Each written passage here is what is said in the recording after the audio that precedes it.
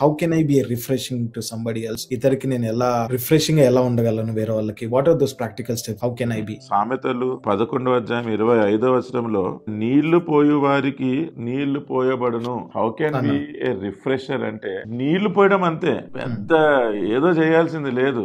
నీళ్లు అనేది it is available, దానికి నువ్వేం ఖర్చు చేసేది లేదు, నువ్వు దానికి తీసుకురావడానికి నువ్వు కష్టపడేది లేదు. అంటే ఆ ఇంటెన్షన్ ఉంటేనే you can be able to refresh others. దైవికమైన ఆ మనస్సు మనం కలిగి ఉన్నప్పుడు మనము పెద్దదేదో చేసేసే అంతవరకు వెయిట్ చేయము. జస్ట్ ఒక మనిషి ఏదైనా బాధ చెప్పుకుంటున్నాడా, విను, అదేగా చేయగలిగేది. ఇట్ ఈస్ సో ఈజీ కదా. విను, just give him a ear and then pray with him. దేవుని సన్నిధి కొరకు ప్రేయర్ చేస్తున్నామంటే definitely we are calling for the presence of God. ఆ దేవుని సముఖములో నువ్వు చేసేది కాదు, God will refresh our soul and our spirit at that moment. So నీళ్లు పోసినట్టుగా చిన్నగా ఏమి చేయగలమో ఆ రిఫ్రెష్ చేయడం.